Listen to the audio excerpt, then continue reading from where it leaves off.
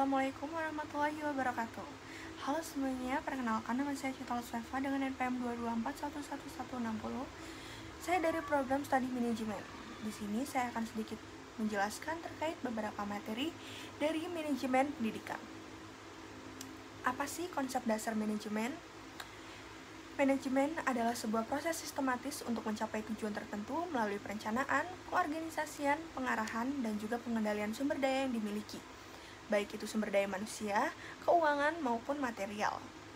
Inti dari manajemen adalah bagaimana memanfaatkan sumber daya yang tersedia dengan cara yang paling efisien dan juga efektif untuk menghasilkan hasil yang diinginkan. Perencanaan adalah langkah awal dalam manajemen, yaitu menentukan tujuan organisasi dan juga merancang strategi, serta langkah-langkah yang diperlukan untuk mencapainya. Setelah itu, pengorganisasian dilakukan untuk menyusun struktur organisasi, membagi tugas, menetapkan tanggung jawab, dan juga mengkoordinasi aktivitas antar bagian. Lalu, pengarahan tersendiri artinya adalah proses membimbing, memotivasi, dan mengarahkan individu atau tim agar bekerja sesuai dengan rencana dan juga tujuan yang telah ditetapkan.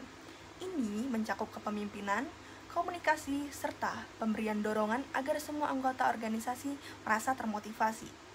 Lalu, pengendalian artinya adalah tahap di mana manajer memantau dan juga mengevaluasi hasil kerja, membandingkannya dengan target yang telah ditetapkan, serta melakukan tindakan korektif bila terjadi penyimpangan. Tujuannya adalah memastikan bahwa semua proses berjalan dengan sesuai rencana. Secara keseluruhan, manajemen membantu organisasi untuk tetap fokus pada tujuannya, mengatasi perubahan lingkungan, memecahkan masalah, dan juga menciptakan sistem kerja yang teratur dan juga produktif. Lalu, apa sih sumber daya organisasi, tujuannya, dan juga fungsi-fungsi manajemen? Sumber daya organisasi adalah segala sesuatu yang digunakan oleh organisasi untuk mencapai tujuannya. Sumber daya ini meliputi sumber daya manusia seperti karyawan dan juga manajer. Lalu ada sumber daya fisik, yaitu seperti bangunan, mesin, peralatan. Lalu ada juga sumber keuangan seperti modal, anggaran, investasi. Dan yang terakhir ada sumber daya informasi, yaitu seperti data, sistem informasi, dan juga pengetahuan. Sumber daya ini harus dikelola dengan baik agar organisasi dapat berjalan secara efisien dan juga efektif.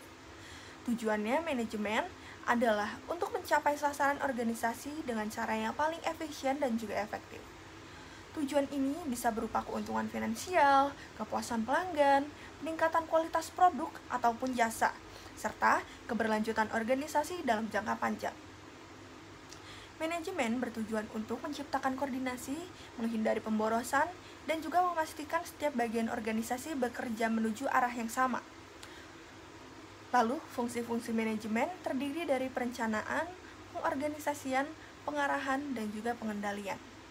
Perencanaan adalah proses menetapkan tujuan dan cara mencapainya. Pengorganisasian menyusun struktur kerja dan pembagian tugas. Pengarahan adalah proses membimbing dan memotivasi sumber daya manusia agar melaksanakan tugas dengan baik.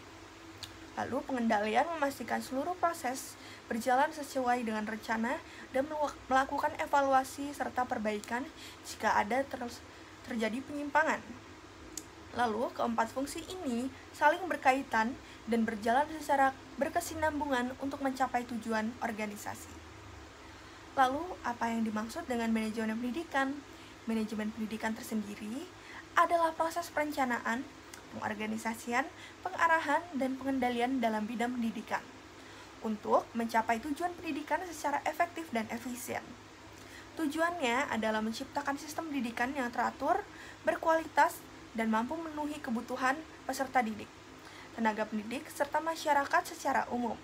Dalam manajemen pendidikan, sumber daya seperti guru, siswa, kurikulum, sarana, prasarana, dana, waktu diatur sedemikian rupa agar proses belajar mengajar berjalan optimal. Manajemen ini mencakup berbagai aspek, mulai dari manajemen kelas, manajemen sekolah, hingga manajemen sistem pendidikan secara nasional. Manajemen pendidikan tidak hanya fokus pada aspek administratif, tetapi juga pada peningkatan mutu pendidikan, pengembangan kompetensi guru, pencapaian prestasi siswa, serta pengelolaan lingkungan belajar yang kondusif. Dengan manajemen pendidikan yang baik, lembaga pendidikan dapat berfungsi secara maksimal dalam membentuk peserta didik yang cerdas, terampil, dan juga berkarakter. Lalu, apa itu ruang lingkup manajemen pendidikan? Berikut penjelasannya.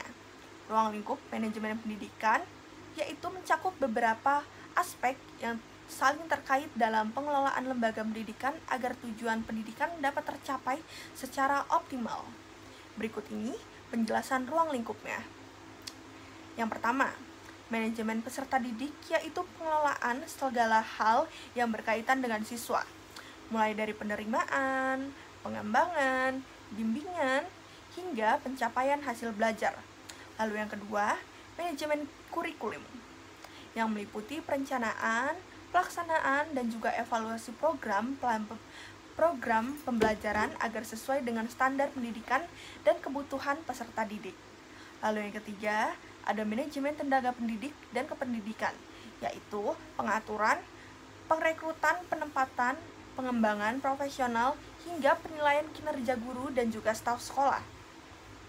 Lalu yang keempat, manajemen sarana dan prasarana yang mengelola fasilitas fisik dan perlengkapan pendukung proses belajar mengajar agar tersedia dan berfungsi dengan baik.